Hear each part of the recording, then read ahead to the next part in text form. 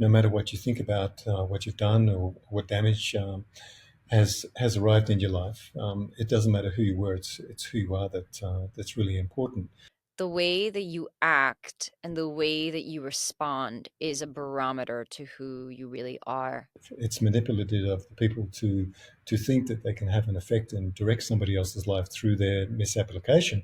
But if somebody's watching that misapplication, it's not manipulation if you can't speak to them. Welcome to It's Not What You Think, the podcast that takes you on a transformative journey to rewrite your story of greatness and reawaken your soul's purpose. I'm your host, Celine DaCosta, a subconscious mind expert, master coach, and believer in the limitless power and magic that lives within all of us. My intention in this podcast is to propel you into your next level of success so that you are free to create the life that your heart most desires. Through deep, actionable insights, personal stories, and world-class guests, I'll provide you with the tools, strategies, and resources you need to unlock the fullest expression of who you're meant to be in this lifetime so that you can consciously design a reality that is beyond what you could have ever dreamed of. Join me on this journey to personal growth and evolution, and let's live our lives in accordance with our highest soul's calling. This podcast is your weekly check-in to help this path become more simple, obtainable, and fun. Thank you for tuning in today, and now let's dive in. Hello, family, and welcome back to It's Not What You Think. I have a fantastic, majestic, mysterious, magical guest with me today. His name is Lujan Matus, and he will be introducing himself to you formally shortly. But before he does, I want to share a quick story about why Lujan is the one who's sitting here on a podcast with me today. So about a year ago, one of my really good friends, who happens to be one of Lujan's students, recommended me to first his documentary, a document that he's part of, which is called Cosmic Giggle, as well as his book, Who Am I? And I started to read his book, which is what I like to think of as a manual to being an empath. And when I was reading this man's book, there was so much that got rearranged inside of me where I felt like I could finally begin to understand myself as an empath for the first time in my life. The way that Lujan was breaking down what it means to be an empath, how to work with it, the concepts behind it, made sense for me. And it felt like my entire life I was trying to get the answers that this book provided. And after I finished reading this book, I knew that I was meant to work with Lujan. And so I reached out to him. And long story short, about 6 months after I read the book, I was in Sedona, Arizona, knocking on this man's door and having a private intensive with him where we spent a few days together. And he really blew my mind in many different ways. I could, like, at some moments, I literally remember thinking to myself, I don't even think my body's absorbing what he's saying, but I'm not really my mind's not wrapping its head around it. So one of the reasons why I invited him into the podcast is because he's such a wealth of knowledge and information in many, many things, but being a master intuitive empath, he really knows how to break this down. And I know a lot of you who are listening are empaths, very multidimensional beings, many of you healers, coaches, consultants, people who are on walking their spiritual path. And I just know that this episode is going to be tremendously helpful in ways that will reveal themselves by the time you're complete with it. So without further ado, Lujan, would you like to formally introduce yourself? As I said, I really have a hard time talking about myself, but I've written 8 books. I have a website called parallelperception.com, a YouTube channel, and an office in Sedona. I mean, and I train hard and teach hard, and that's basically about it. You're so modest. Well, if I were to write your biography, What would you say? I would say that you are a master intuitive empath and healer. You've really got your shit together when it comes to energy management and embodiment and evolution, and that you have spent a better portion of your life studying the principles that you teach, and you carry yourself with the utmost highest level of integrity, love, compassion, and care when it comes to who you are, but also the knowledge and the wisdom and the care that you transfer onto your students, and knowledge that ends up changing people's lives. Is that better? I'm all embarrassed now. You're a little good. Plenty more where that comes from. Well, we'll go away from your embarrassment. We're going to take a sharp left turn. And Lujan, I guess one of the first things that I would love for you to speak to, and however you feel intuitively guided, is what the heck does it actually mean to be an empath, and an intuitive empath at that? How would you describe it? Well, basically, everybody's naturally this way. It's just that we've been pre-programmed not to be absolutely available to this part of our life, because we've been pre-programmed to believe that it's not possible to actually feel people deeply, to know exactly what's happening in our circumstances, because we have this barrier believing that everything that's internally available is private, and it's not private at all. If you look at the linguistics in terms of the way the sentences are structured, you can discover what somebody's motives are. Absolutely, everything is revealed via words. Basically, everything that comes into your body is is interpreted and then unfolds through the capacity of the heart to unravel what's in front of you, to be spoken and be listened to via yourself, instead of constructing something via your mind to be translated into words which really don't mean anything. So it's the most difficult thing about being an empath is the honesty required to step forward and say exactly what you're feeling, and realizing, putting it on the table for discussion so that it can be fully stripped down to its core and understood completely. Mm. And that's what we're missing as a humanity, direct communication. Yeah, communication, that thing. Yeah. I love the way that you describe communication, and in my very rudimentary, like, summary of it, is the way that when I was working with you and you were explaining these concepts in more detail to me, is that I almost took it as um, that when you're speaking to what is happening inside of you, and I apologize, this is really rudimentary, and that's why I want you to explain it better than how I'm explaining it. But my way of understanding is that when you're speaking to, like, what's the feelings or what's happening inside of me, it's almost like I'm giving shape to what that feeling is outside, and there's almost like this element of releasing the energy that comes with it. That's a really unsophisticated way of describing it, but maybe can you help with refining the explanation of what actually happens when you are communicating with somebody? Well, that's a very nice way to explain it, actually. But basically, firstly, you've got to look at any inherent feeling that you have in your body that hasn't been resolved, so you can discover whether it's your feelings or somebody else's feelings primarily. So if you've got a line inside of you, like I would say jealousy, resentment, anything that is overloaded, your body will transfer that into the conversation or the communication. If your lines are empty, then you'll absorb any form of feeling or any form of projection inside of your body.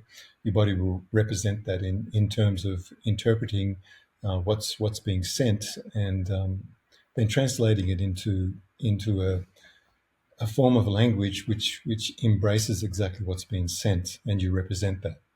And as you represent it, then you have to hold firm, or hold yourself in a very, very integral way to transmit exactly what's being sent to you back to the person, so that the full conversation can be revolving exactly around the motive, so that you're not communicating with something which isn't real. And that's virtually, or you could basically, a more simple way to look at it is hide and seek. People play hide and seek, and it's not a very nice way to communicate, but everybody's playing this form of chess. And if we drop this, then we can have a clear and quite a loving society if we face the truth head on and believe that we can handle that, and we can handle the truth. Mm. Would you, I love this thought, this idea that you're sharing about the chess game or hide and seek. Would you be able to share like a tangible example of a way that two people would be having a conversation and there's a chess game that's happening and what it Well, it's would look like usually to actually tell the truth? it's usually in avoidance of circumstances, avoidance. Or people, okay. When people come and see me, they say, "Well, I prepare myself," and I said, "You can't really prepare yourself to be where you're not already."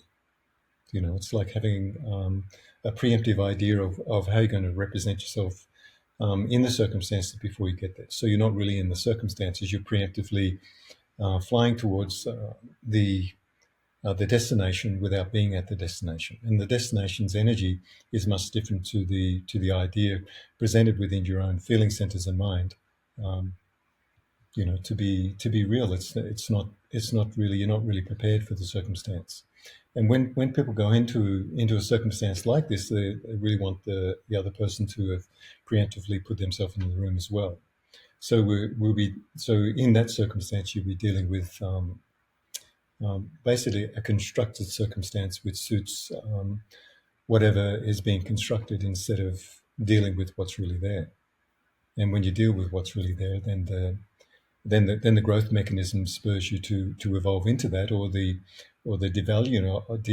devaluing your growth stays in the area of expectation, and then that expectation is basically met, and then the integrity of both people are lost because they're fighting for something which they're prepared to be in the room with instead of being in the room with what's really there.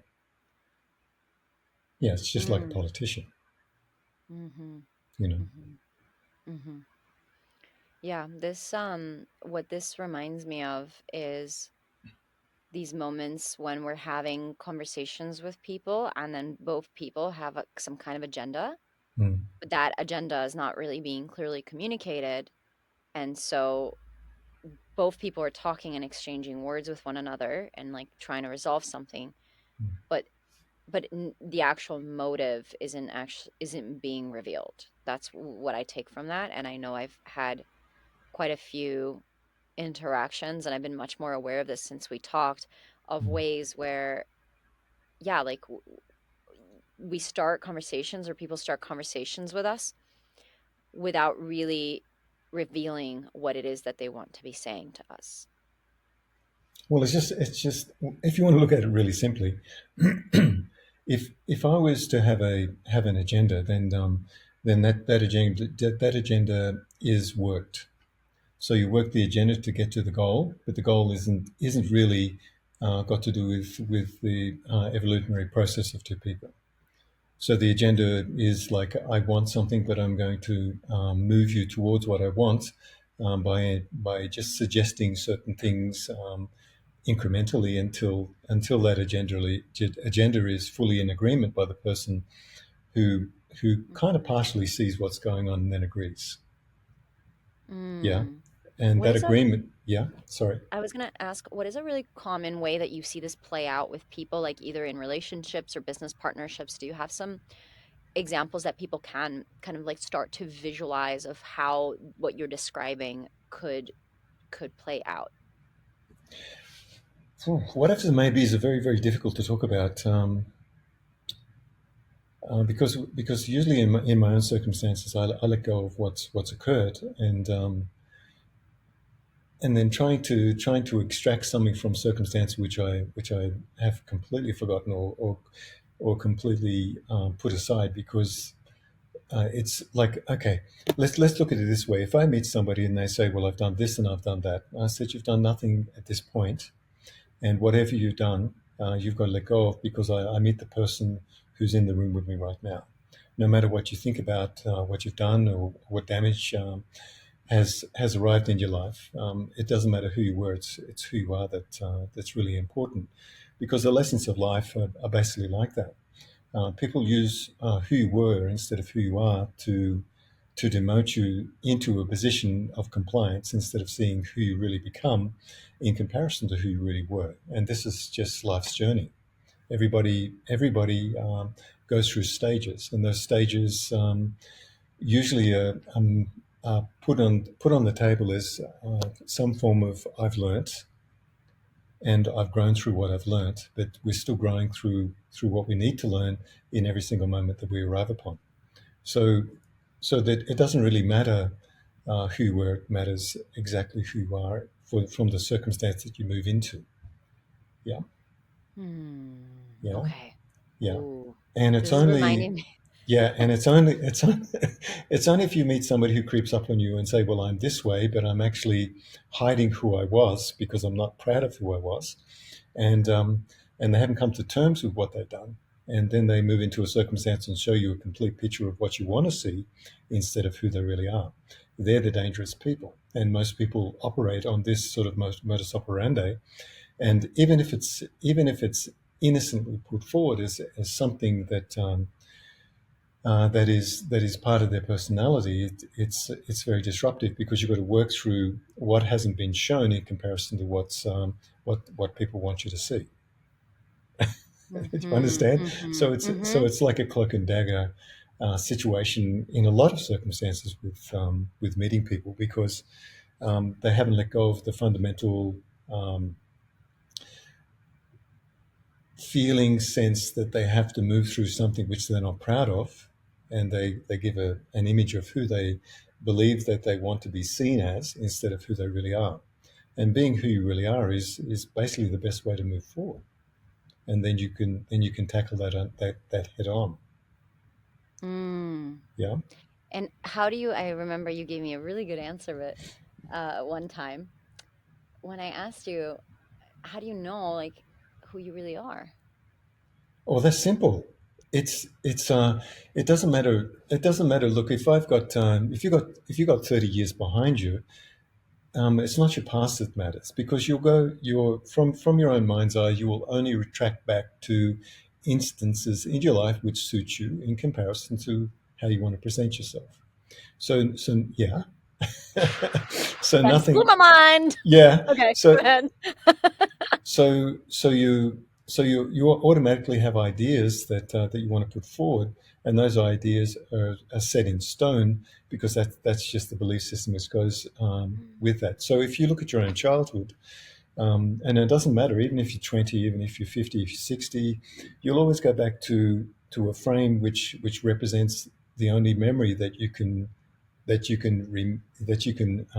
retrieve because it's in a frame which suits your point of reference, and your point of reference basically is full of bias because that is the lever to justify who you are and why you do what you do, instead of taking responsibility for what's been done to you in the past and saying, well, that was done to me, and it proves to me that what's been done to me is not going to mold me into a person that I don't want to become.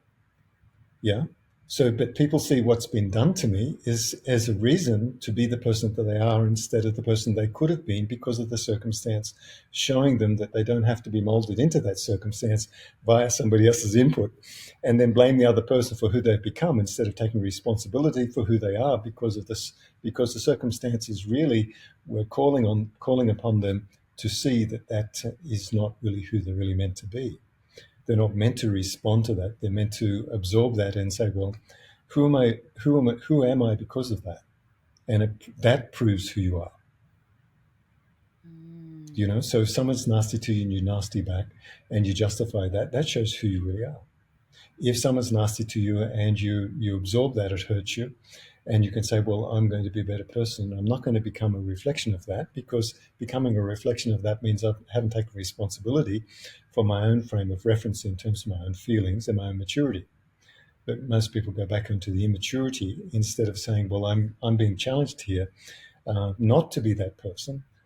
Instead, they're being challenged to actually look at the circumstances really strongly and realistically in terms of from a karmic perspective, because karma is the interaction between two people, and the end result is what decision you make because of that interaction, and that becomes your karma. So as far as karma is concerned, if somebody does something and you don't respond and you take on a lower form of power, And a lower form of power is resentment, anger, and something you can do to harm somebody else. That's a lower form of power. Higher form of power is to be grateful and to be in a state of gratitude, to be tested, not to become the lower forms of representation of your own personality. I'm a nag runner. I love it. I keep on going. Whoa. Okay. So just commercial break, and I'm gonna, in my way, kind of, I want to say what I received because Yeah. this is really good stuff.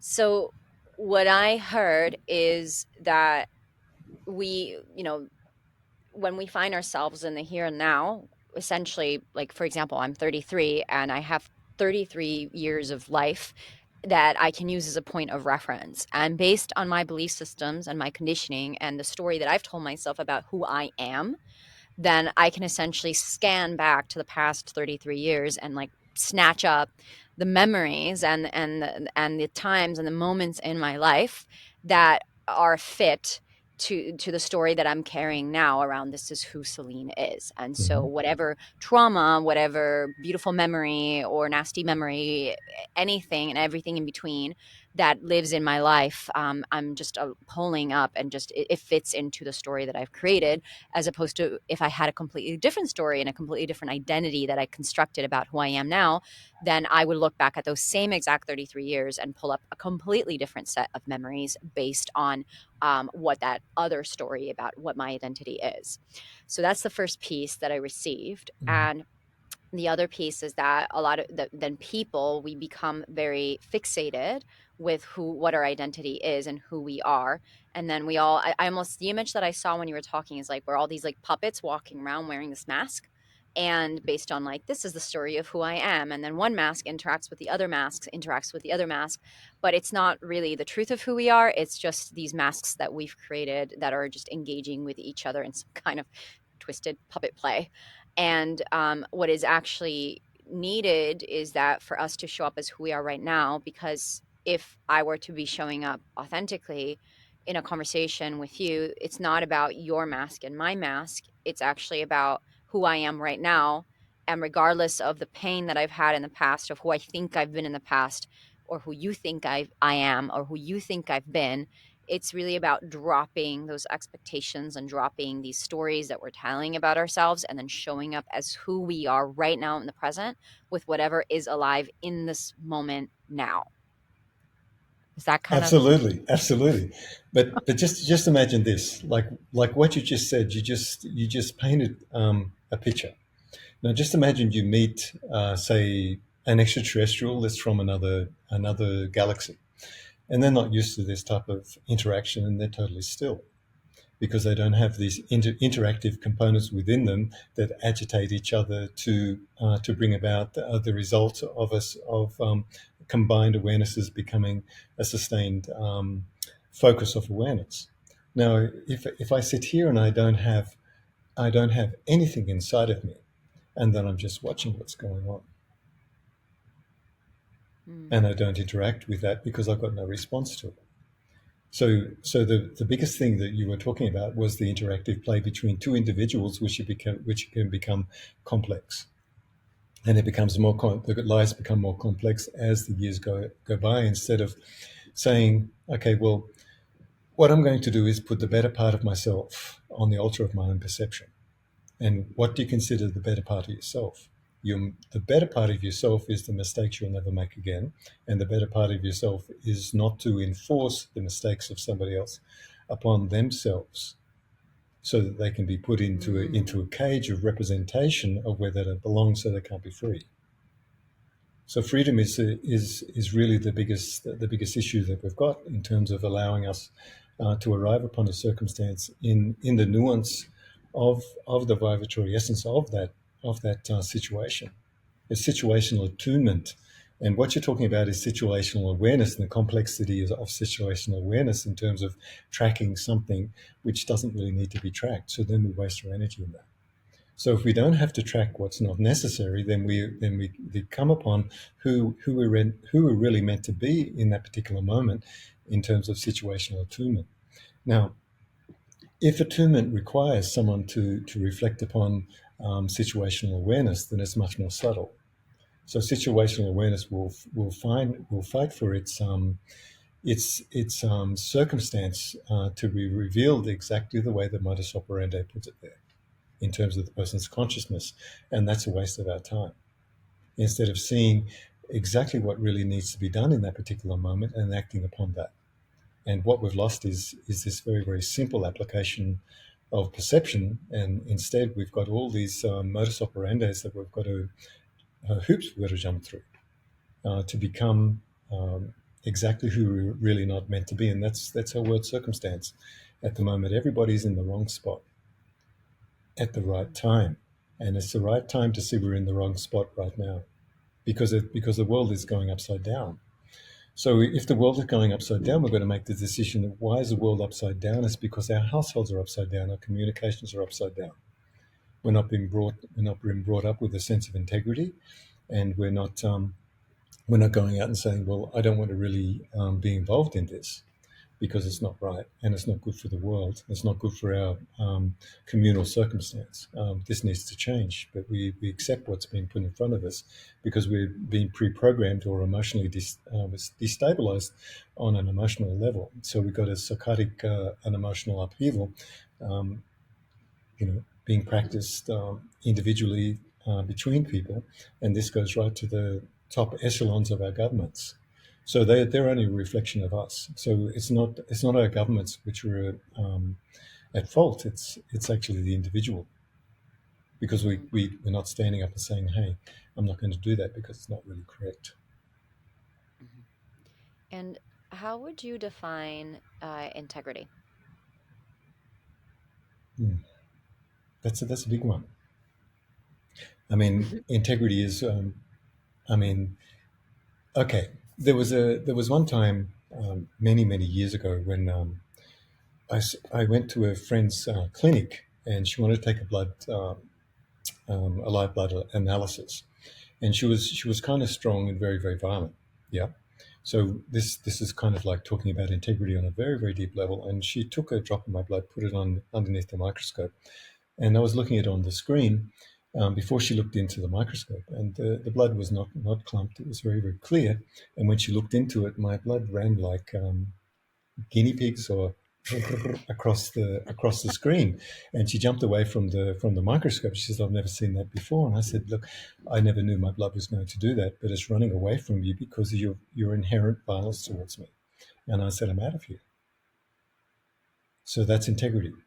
Whatever you feel is not correct for you, move away from it, and don't sustain your life force within a circumstance that you're not really meant to be in. And when I say that, everyone's going to say we're all in circumstances we can't afford to be this way because we can't change where we are and what we're doing. But the challenge is to be your beautiful, loving self in every single circumstance you're in, because that's the only way to survive. And then to put yourself forward with as much compassion and as much softness, and that softness has the firmness of your truth to sustain you in a circumstance where you can say, well, I'm doing something I don't want to do because this world has been built in a way to keep me in a box, and we've all got to escape that by being our true selves and saying, well, this is not really sustainable. Mm, And I think everybody in the world is like this. It's not sustainable the way we're feeling. yeah. Yeah. And so what I love about, when we the inquiry of who am I, and I remember asking you this a lot during our time together, and this came up a lot, what you shared is being your true loving self, just being your true loving self. Mm. And after months of repeating this in my head and also just and feeling into it, I'm starting to get the texture of what you're saying around, like, Mm. really coming back into my heart and just feeling who I am in this moment right now.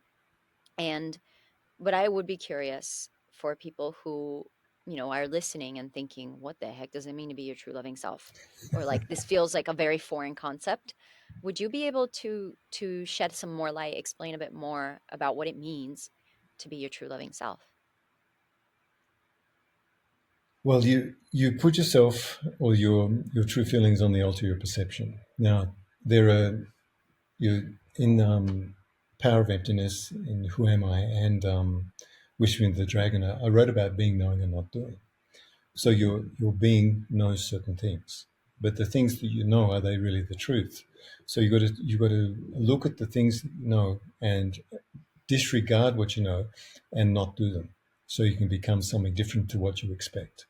Because we do know things, but can we undo what we know to represent what's really there or what we really see? And everybody's had the experience in their life to say, well, I reacted in a certain way, but now as I've matured, I see that I didn't react the right way. So then the knowing was not real enough, was not complete enough. So then your being has assigned itself to knowing what is going to be changed eventually, or what is going to transform because you grow.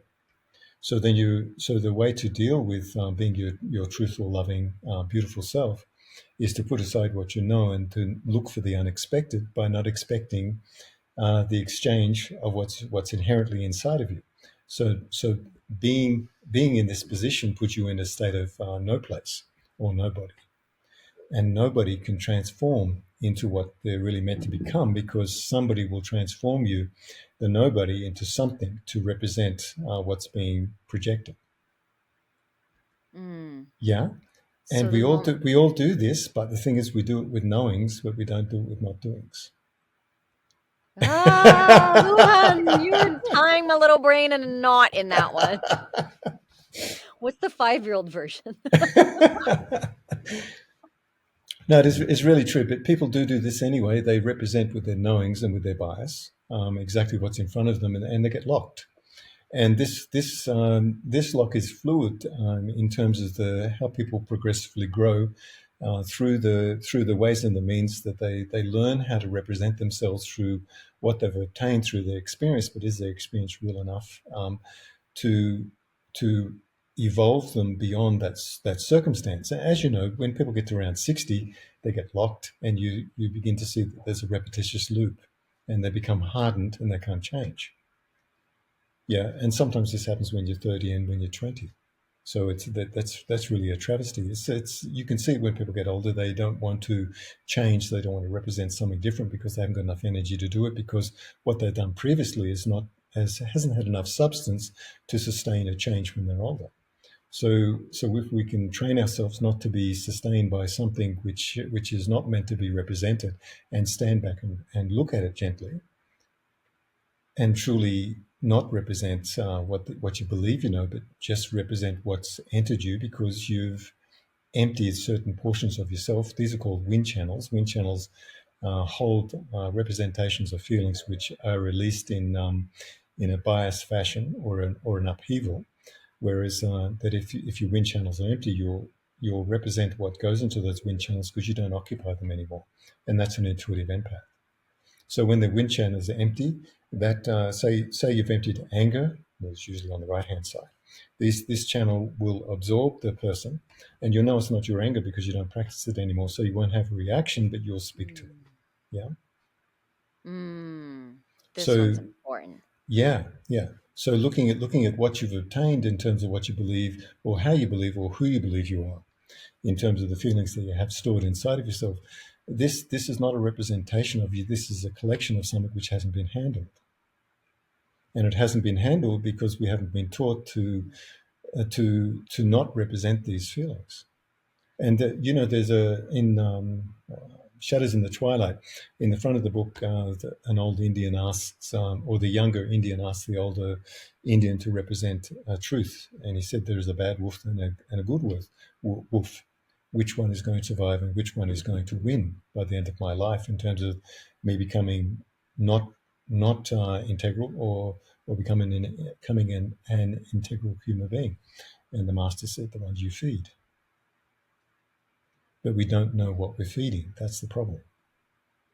And we don't know how to represent a plausible emptiness which can represent something which isn't empty. So how do you know? How can you tell then which wolf you're feeding? Or if you're angry, you get angry and you feed that wolf, and you privately feed it, and you privately talk to yourself about it. Most individuals, without blaming anybody, will go home and talk to themselves about another person instead of talking to that person. So who are they feeding? they're feeding themselves. They're feeding the representation of their own idea and having a conversation after a conversation instead of having a conversation with the person that they had the original conversation with. But then maybe the person will go to somebody who supports them, who's in love with them, who has a line or an agenda to say, I'm going to soundboard what's happened to me, and then talk to somebody else, and then they have a conversation with somebody that's outside of the original conversation. So by degrees, it's so far away from the original communication, and it's become something other than what it really is in terms of representing that person without that person being there. Whoa. So it's like when people have, a bad conversation with a coworker or there's a friction that happens at work. And instead of directly addressing that issue with, say, that coworker, they'll go home and they'll mull it over and they'll have a conversation in their head about the thing that they should have said and how the coworker is answering.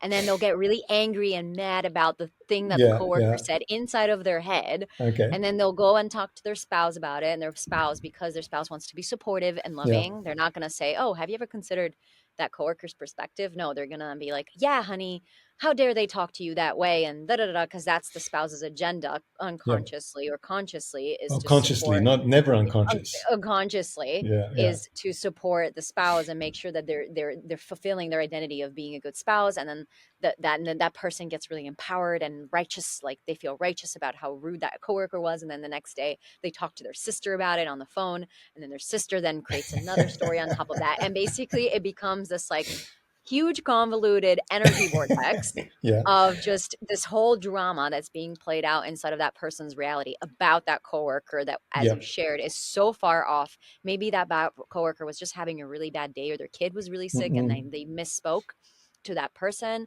but then it got into this misconstrued into this really big story about how Joe is an a-hole and he doesn't care about people and blah blah blah blah blah. And now everybody, and then the workplace gets affected, and then Yeah, now you're turning people against Joe, and then the whole yeah. thing just gets bigger and bigger and bigger and bigger and Okay. bigger. Yeah. This is really wonderful what you're saying, because you comprehended exactly what I communicated, but what's the answer to it?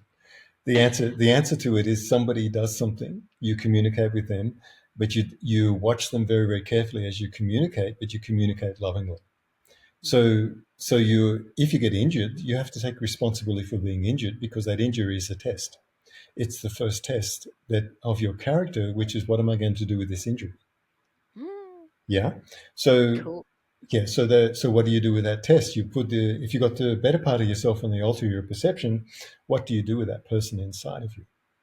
Now, the best thing to do is how do you unravel this energy? Usually people unravel it by speaking and by unloading on somebody else, or having a conversation with themselves and making plans about their revenge. But really the real thing and the biggest test is, what do you do with that feeling that's been deposited in you, and that will define who you've really become.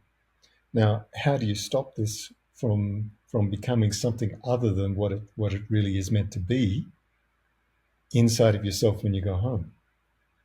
So the answer to this quandary is that when I go home, I give the energy that's been deposited to me as love to my partner. So it disperses from its original position into affection for my partner, and affection for my cat, affection for people that are around me that I really love, without telling them what's occurred.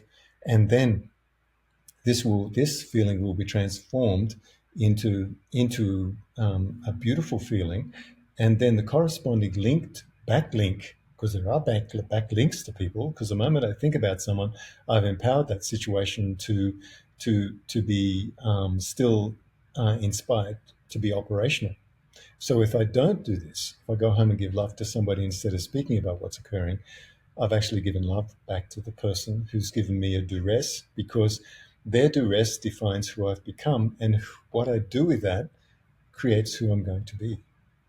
So if I want to backtrack to that person, I don't carry them with me. I release them by doing something Whoa. kind and by doing something generous for somebody else, which diffuses that energy, instead of using that bombshell of energy to explode into my circumstances and ruin my new circumstances after the past circumstances has already gone.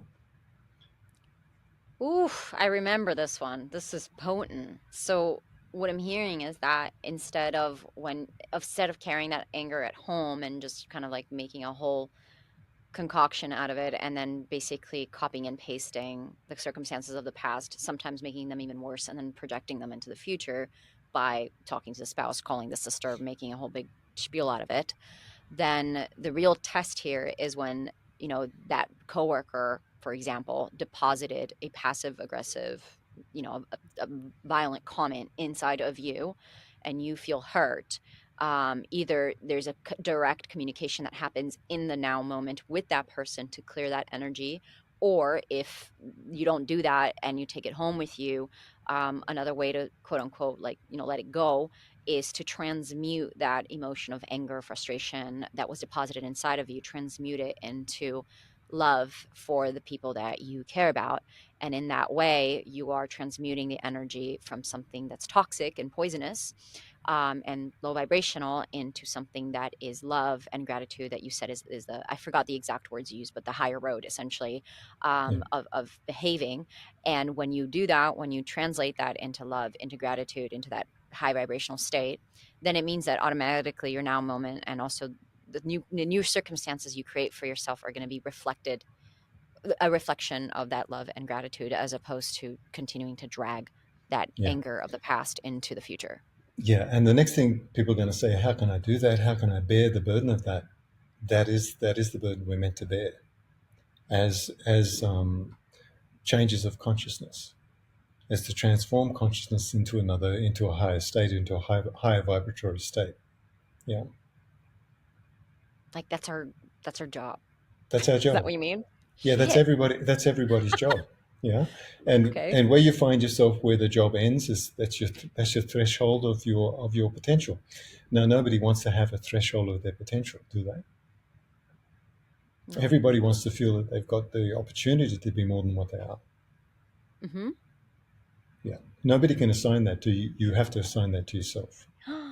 And you get to have that opportunity by taking these challenges that life Mm. presents you with and transmuting them into love and a higher vibrational state. Yeah, and the burden of that then revolves around. Say you have a burden. You collect these particular elements inside of you, and and then this becomes a sense of sorrow Mm. that guides your path. But the sorrow itself is a mechanism of learning.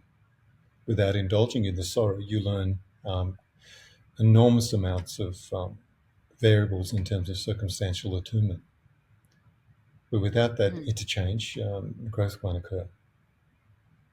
And So when you you say have to bear the sorrow. You have to bear the sorrow. bear the sorrow of what? To bear the sorrow of containing the world emphasis in terms of the projection of perception. So you have to bear the burden of that and carry that, so that the whole of society can change, and everybody knows this to be true. And if you Mm. don't take this burden on and then give understanding back, then you've trapped the other person. You've trapped yourself in a loop of repetition. So it's have you ever been around somebody who's watched you for many, many years and you didn't know they were watching you, and they were kindly assigning themselves to what you were doing without representing their idea of what you're doing in terms of your mistakes? But they wait for you to make your mistake, and then they care for you through that mistake, so that they get you through the burden of that misapplication of life.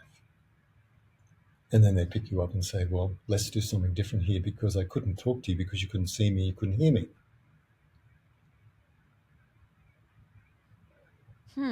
Isn't that manipulative? No, that's not manipulative. You kindly watch somebody that you talk to somebody and they can't hear you, then the only thing you can do is watch them. Just say somebody comes up and they're not nice to me.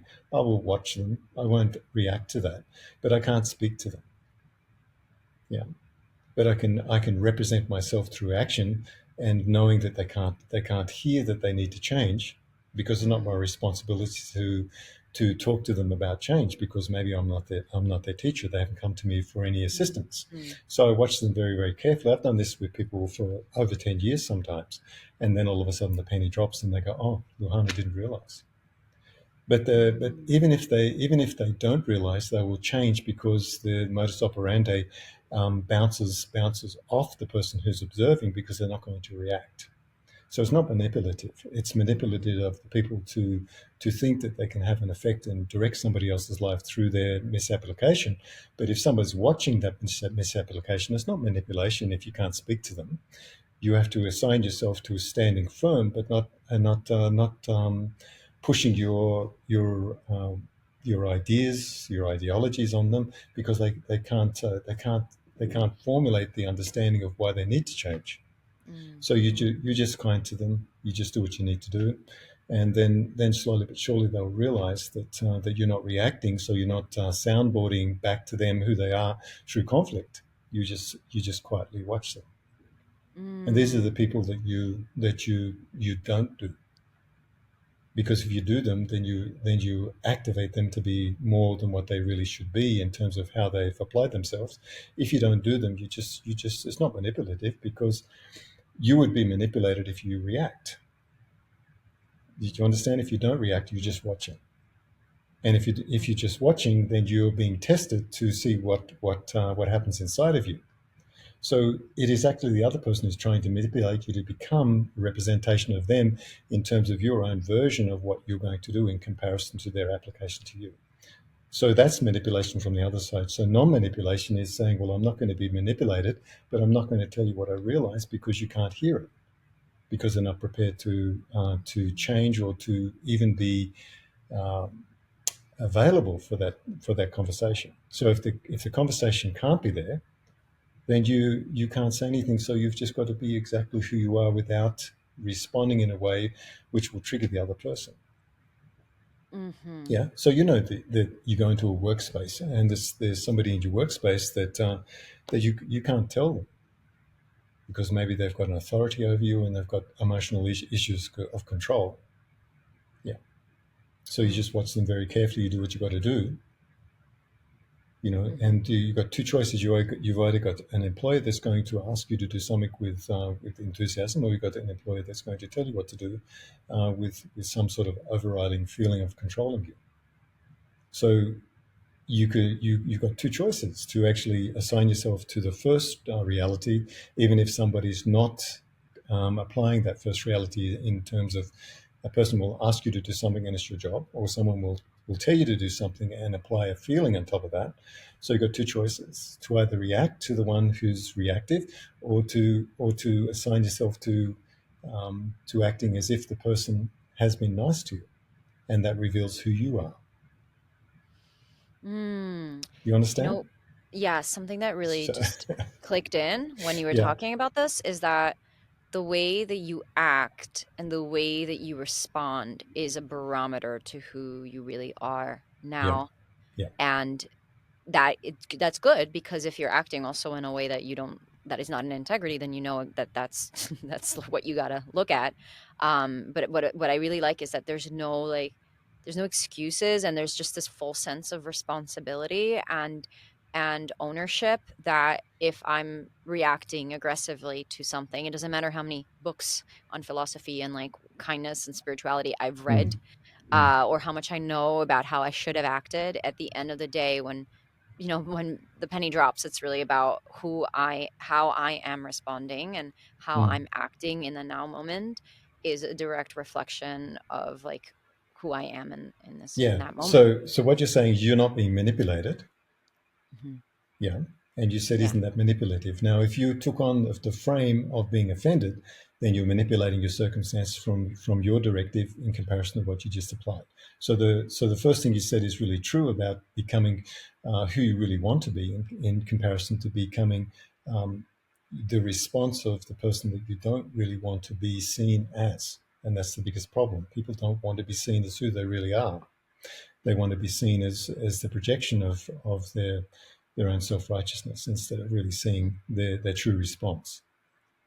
And inside a non-responsive person and a responsive person in terms of what reaction occurs in comparison to what reaction doesn't occur.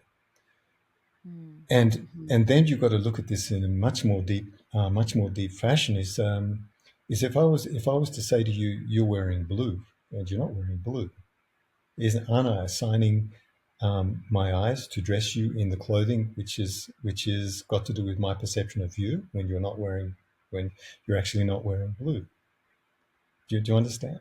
Mm-hmm. So Mm-hmm. don't dress me in your poverty, and don't become that poverty because somebody's dressed you in it. That's a biblical thing. That's good. Mm. That's really, really good. Um, Something else that comes up that I thought was really valuable that feels related to this. And when you share this with me, and you've been talking about it all along, but I wanted to speak to it specifically. You share with me around how people sometimes they're carrying these unresolved emotions inside of them, like the anger, the grief, the sadness. And I even remember with that little bathroom incident that happened when I was at your place, where I was waiting outside for the bathroom, and I was standing, I guess, too close to the door, and this woman comes out and just snapped at me and it really shocked me. And I remember walking into your room and you're like, "What's wrong?" Because I was just in such a state of shock that someone had been so aggressive with me over nothing. And the way that you would explain it to me was extremely helpful. And I've taken this concept with me since then, which is almost this way of people just take their stuff that they can't or aren't willing to deal with within themselves, clean up within themselves, transmute into higher vibration within themselves, and they will basically like deposit it inside someone who's, you know, open to receiving it unconsciously, I suppose. But it's almost the way I see it is like there's a packet of anger, and then it's like, oh, I'm going to put it inside of this person. Mm. In this case, in this example, was me. Mm. And then what you had shared with me was that the solutions, and then it goes back to what you're saying before, is that either I would have spoken to that in real time to clear the energy in real time, or then take it home and transmute it into love. But I would love if you could speak specifically to this concept, because I think this is something a lot of people are very much suffering with. And I know that even when I work with people or talk to my friends, this is huge, where we're constantly depositing our own bullshit inside of other people and not taking responsibility for it. And then it just creates this reality where we're all like holding inside of us all these emotions that don't actually belong to us, but actually someone else deposited inside of us, but we don't know what to do about it, which as we can see from this conversation, is the communication and then transmuting into higher levels of vibration. But I'd be really grateful if you could speak a bit more into this, Oh, because I know that this this is something that's a very lot of beautiful. people suffer. That's very beautiful what you brought up. Your close friends are your real resource. If you have someone that deposits something in you that you can't speak to, this is something that is very, very obvious. You can't speak to that because it's a habitual habit where someone dumps something in you, and when they dump something in you, you know that they've got a modus operandi that has a causal effect. You will have a response, and that response is what they feed upon. So it's not a foreign entity or what would you call it? Oh gosh, I can't remember. But it's all about us. It's not about blaming some other demon for getting into our lives. It's ourselves completely. We have to fully take charge of who we really are and not have the fantasy that we've been operationally taken over by something. It's all our responsibility to actually deal with this in terms of not blaming, in terms of oh God, what is it? A foreign entity getting inside of your head and speaking to you. You're speaking to you, and it's your response, it's your reflection. It's all got to do with us. We've got to take responsibility.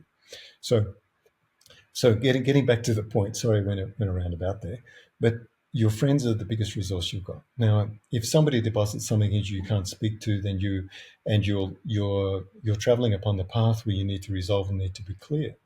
Then the only thing you've got at your resource is your good friends that won't deposit anything in you, that will tell you exactly as they feel, so that you can clear the air. So if one of your friends puts something inside of you, the first thing you're going to do is ring them up or communicate them, say, "What was that?" I said, "I've got something going on. Can we talk about this?" Now you can do that straight away, but it's very, very dangerous to do it 2 hours or even a day later, because retrospectively people can protect themselves from what they've done, because they can say openly, "Oh, I don't remember doing that." Yeah. So that's the first things you have to come to terms with in terms of close friends, because your close friends will give you the opportunity to be clear with them. And when you're clear with them, there's no pathway of disruption. And when someone disrupts you, you've got a clear pathway within yourself and within the true friendships of the people around you that will support you in that truth. And when someone deposits something in you, you know that you can handle that because you can handle it because your friends have been supportive and been open enough to grow through all of the diverse circumstances that present themselves to you as human beings. But if your friends can't be that way, you can't handle somebody else doing it. So we've got to have a communal perspective in terms of open truth and open communication, so we can evolve and exchange feelings so that we can clear them. And nobody's higher nor lower. Yeah. So it's that ability to be able to, when you notice in real time that someone is depositing, their own unresolved anger or grief or Yeah. whatever inside of you, and it happens, that thing happens, it's the communication in real time is what allows that energy to clear in real time, of saying something like, hey, what's that, what was that, what was that comment about? But Mm. the intent is for us to be our, you know, true loving beautiful selves, and to do that in a loving way, in a kind way, not in, Mm. because if I were to be like, what was that, why did you talk to me that way, then I'm just returning that aggression to that person, mirroring that back to them, and not only them, I'm also showing who I am. Mm. Because if that's how I'm responding, then that's who I am. As opposed to if I'm actually truthfully responding from my heart and in a loving way, that's the challenge, where I get to, instead of going back to the old way of being aggressive back, then I get to challenge myself and choose to instead be loving back. But what I'm hearing is that doing that in real time, like, allows the energy to move. The question that, like, for example, if it's something, because if it's a friend or partner, someone you love and have that relationship with, where you can call it out in real time and they'll receive you instead of combat you. But not everyone's like that, because what if it is that coworker? What if it is that lady at the door, at the bathroom door, and it's somebody that in that moment they say something really aggressive to you, and you just you freeze? Then what could you possibly say without triggering that person? How do you clear that energy with communication from the heart? Or is that one of those cases where you just got to kind of like take it and then go home and transmute it into love? Well, would you get offended if there was thunder before the lightning, and everyone feels relieved when it rains? No. Yeah, because when you hear thunder, it's like the thunder of somebody coming towards you, or it's the thunder of righteousness, which wants to clear circumstance. We don't get offended when you hear thunder and lightning. We may get a bit of a shock, and then it rains and then clears. And rain Mm. is it smells so nice, and it represents transformation.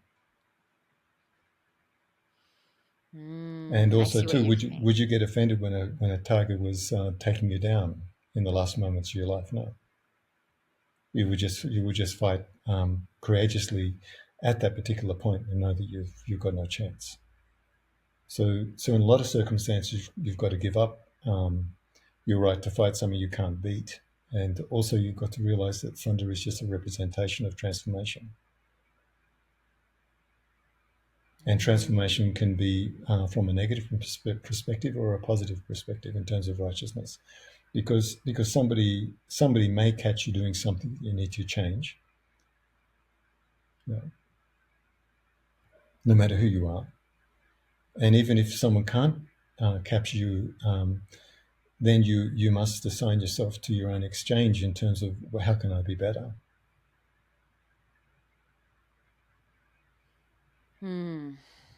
Got it. So what I'm receiving is that if somebody is like the example of the coworker or the lady at the door, and there's that violent moment, Mm, and you're not able to, the circumstance is not right for you to just respond in the moment.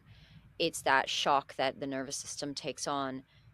The to not There's no need to assign a story around that, about like, I can't believe this person did that, or like, how mm, dare they, blah blah blah blah blah. To just drop that story and to really just accept that that thunder happened. It created a shock in the nervous system, and now it's really about just resolving the shock, which is through the transmutation of that energy into a higher frequency. Or not being shocked. Or not being? Or not being shocked. And realizing How do you not get shocked? by practicing not to be shocked. How do you practice not being shocked? Yeah, not to Teach me. react. Not to react in any way whatsoever. Oof. Because you can be still. Everybody can be still and non-reactive and observant. So you practice not responding or not reacting, but responding to the reaction by softly observing who you're not going to become. Now, this rolls back right back to the beginning, so it rolls back in on itself continually, like saying by representing like I'm shocked, then the interchange then reveals that the shock is a test of you not transforming into something you don't want to become. Oh. You can have a physical from just say from a martial perspective, you can have a physical response which has no reactivity, or you can have a physical response that is reactive.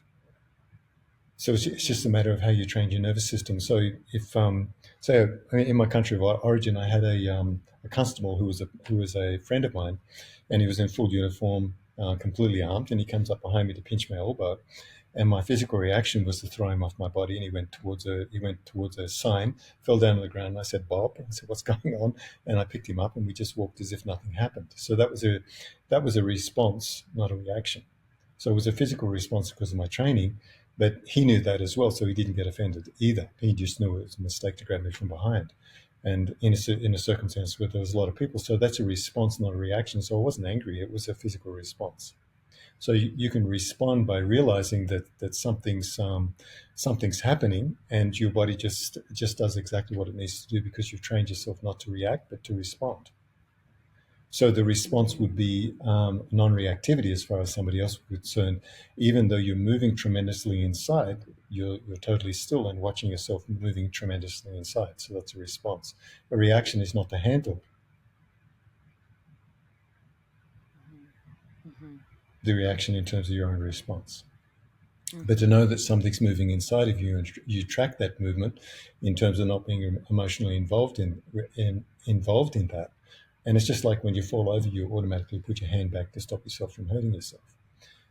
So you would never guilt yourself for protecting yourself from falling. Mm-hmm.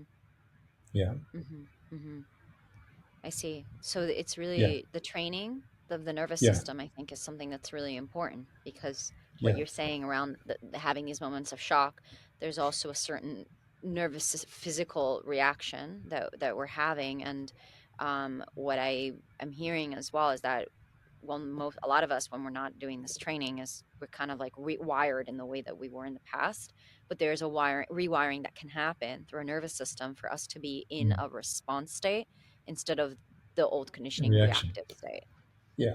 And it's usually taking responsibility for falling over and not standing up and being embarrassed or having some sort of temper tantrum because you lost control of your physical predisposition, which can also be related to an emotional predisposition because it is physical.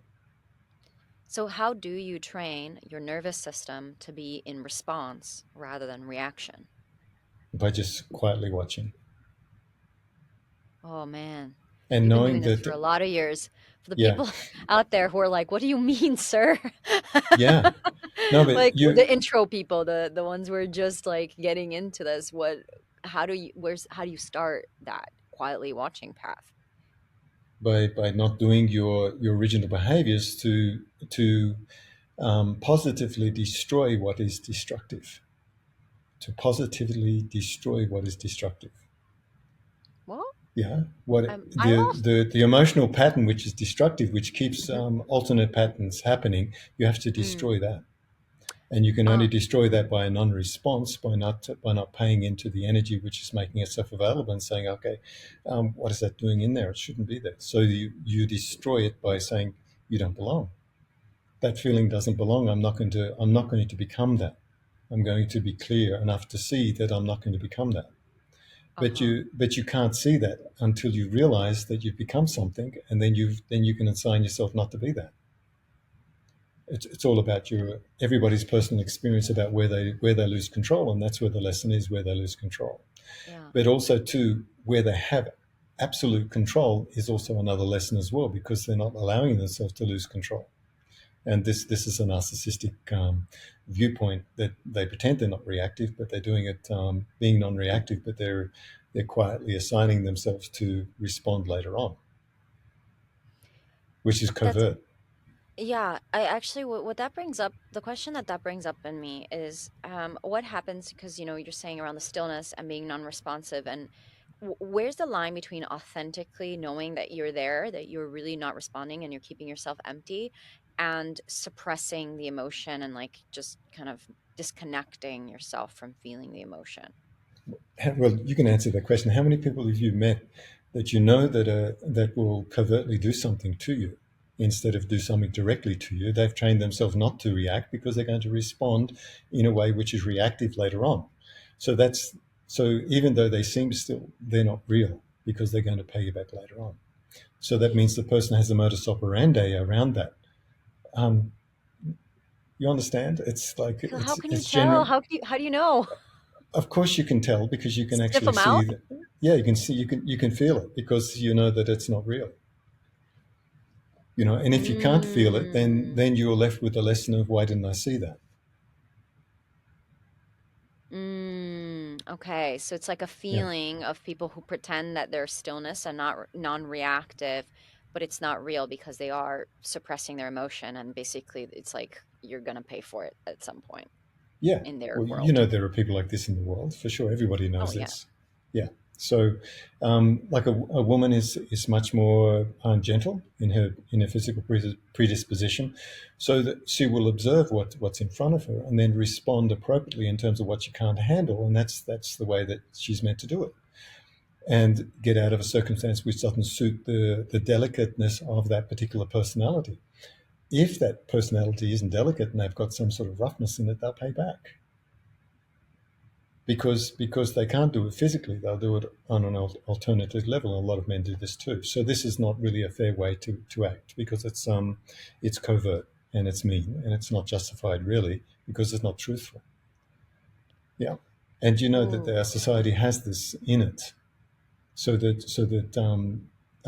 let's say the pre-programming in terms of the agenda of watching something on a film, in terms of somebody doing something and then covertly doing it, the person who's being attacked indirectly in the film has shown that somebody's covertly going to hunt that person, but that person doesn't know they're being hunted until the television show shows you that the result of them being landed in a position that's uncomfortable for them because it's pre-planned. Hmm. It's kind of like a spy operative sort of thing. Mm. Do you Hmm. understand? You're moving your you're moving your jaw Yeah, around. I'm like, I know this reality. I've seen it many, many times. I'm just remembering all the times and all the mistakes Yeah, that yeah. have been So made. yeah, so this is like an undercurrent, or it's a basically is where we're caught in terms of our justified feelings. Yeah. So we've got to Wow. clear all these to clear the world agenda in terms of the disruptions that we're going through. Because if we're not like that, how can the world be like that? And Hmm. if we are like that, then we look at the world and we say, well, the world is like that, and why is it like that? Hmm. You Hmm. know? Hmm. That that goes back to that concept or what you share about a lot, which I'm still wrapping my head around, to be honest, around being empty inside.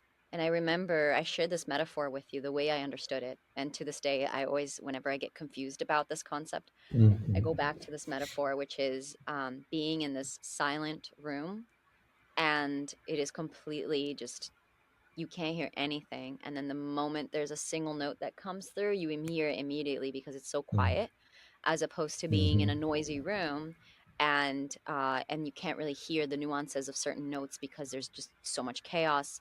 And I relate that when I think about my journey as an empath and really learning how to be better at empathing. I think about the quieter my room is, the more Mm. easy it is to hear any interference that's coming through. For example, that emotion from someone else being deposited in me. It's really easy to see it if the room is quiet. I can hear someone Okay, else's note coming that's into my room. that's beautiful, because you know what Yeah. you just explained: be of the world but What? not of it. You just explained be of the world but not of it. Hmm. Be in the world but don't become part of it. And that Yeah. sounds very sounds like you're isolated and separated, but you're actually fully integrated because you realize what's there, but you're not going to become part and parcel of that. You walk through it without being attached to it. So it Mm. doesn't mean you're detached. It means you're just attaching your being to another form of vibration, which is more relevant for you in comparison to the previous relevance of the turmoil of the world. Mm. Mm. Well, Be the of the question be that, yeah. oh, go ahead.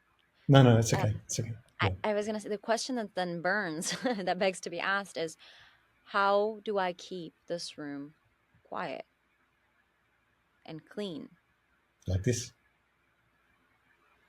like this?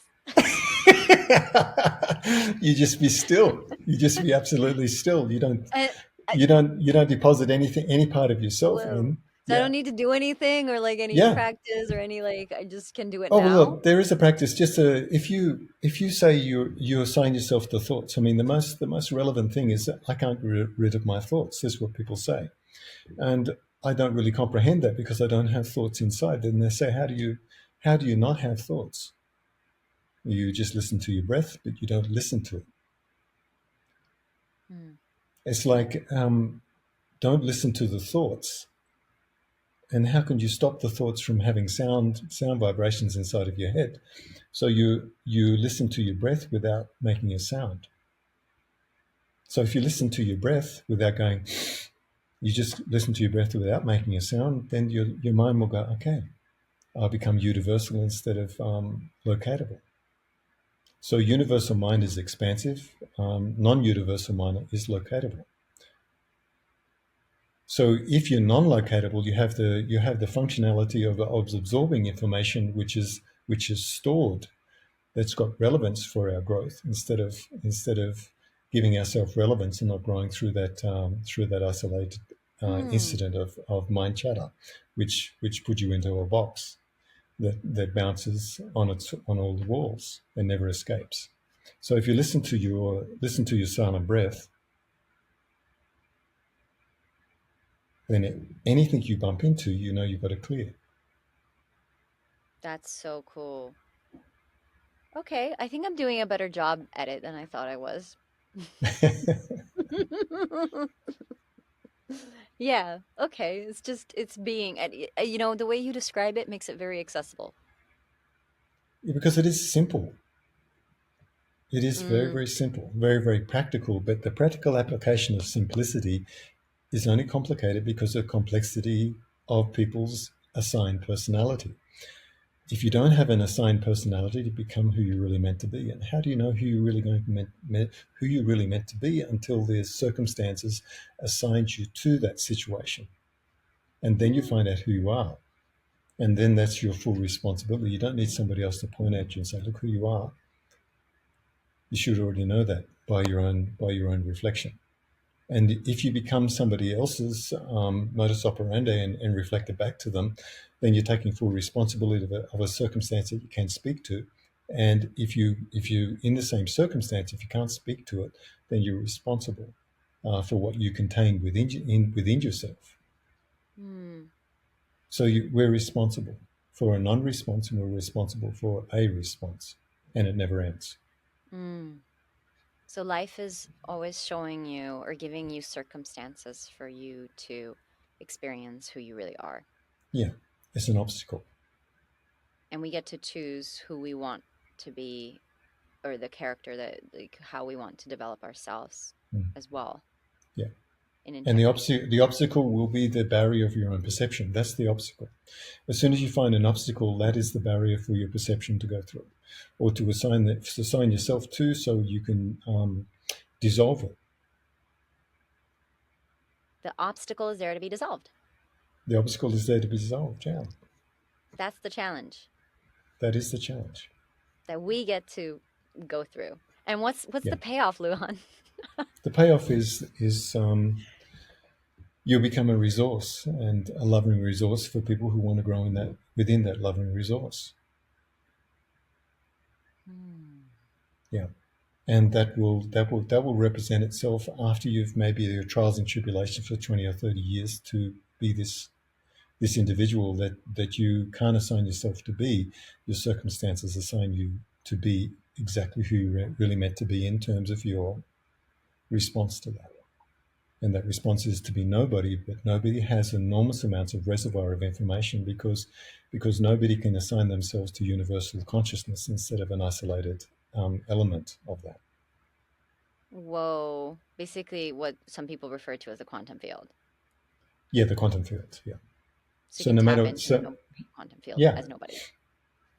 So if you look at that from say the spooky perspective, is that the spooky perspective is right in front of us. Is that when I assign myself to something which is disharmonious, then that disharmonious assignment will rotate in exactly the opposite way, but will be instantaneously observed by other individuals through this spooky element or this quantum entanglement has got to do with assigning each other to the only vibration that we can be involved in, because that's where our awareness is locked in. But if we assign ourselves to a perspective of growth, then maybe an alternate reaction will be, or an alternate response will be that maybe we will draw to ourselves beings that have already evolved beyond where we are. That we have to show a certain element of resolve and a certain element of change for that to occur. Otherwise, we're locked into a perpetual loop of a destructive behavior. I mean, I don't need Yeah. to do anything to prove my point here, because the world is in this position. Well, we're not going to do that. We're We're going to not going to do evolve. that. Yeah, we've got to give instead of take. Yeah, And I just keep hearing, in the simplicity of it all, it just keeps coming back to love. So yeah, yeah, that's really yeah, the summary that I get is just like love, like being in love, giving love, transmuted into love, and yeah. just continuing to be in that state for as much as we can be. Yeah, and giving further reference to that is that what do you want in your household? I want love, I want comfort, I want a roof over my house, I want warmth, and I want to be cool when it's too hot. Everybody's exactly the same. I think I need a cat. I got one. I got one. I got I a need I beautiful need one. more beings to transmute my love into. Yeah. Beautiful. Well, that feels really good, and that feels like we've arrived to the completion of today's episode. But before I do, is there anything else, that for anyone who's listening who just went through this entire journey with us, is there anything else that any golden nugget that you would want them to complete and walk away with from today? Well, seeing you spoke about cats, you've got the opportunity to support a bad behavior by teasing a cat, or you realize that the cat has got a certain nature that you shouldn't do that because it'll bring out the opposite of what you want.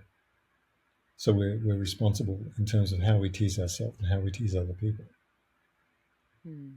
and to be patient enough to see that if you do that, you're going to get a negative response, or you build a loving relationship and accept the parameters or the limitations within the behavior, and that's the only thing you can do.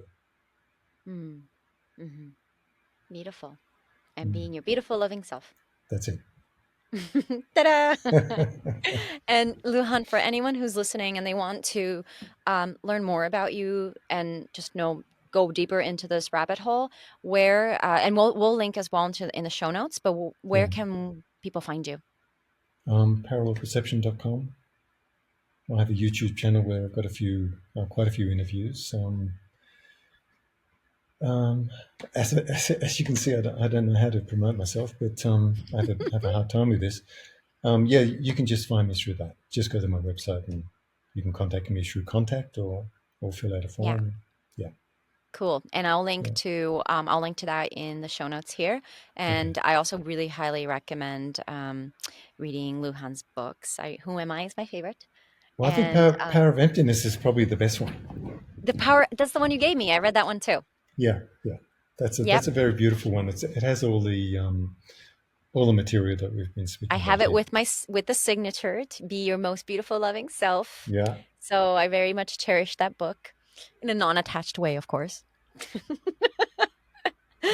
All right, Lujan. Well, thank you so Okay. much for coming on with us today. We really, really appreciate it. And I'm sure Yeah. that whoever's watching this is going to be getting a lot of insights. Yeah. It's lovely meeting you again because I've seen a different part of you. Oh, Yeah, it's really? Tell beautiful. me more. Yeah. Oh, you're more vivacious and more open because you're in charge, and it's really lovely to see your personality. Yeah. Yeah, I was a little scared the first day. Yeah. But now I got it. I've been digesting everything, and yeah, you really touched me. Your work has really touched me, and our time Mm. together really touched me. So, yeah. Yeah. Well, you touch me too. You're beautiful as well.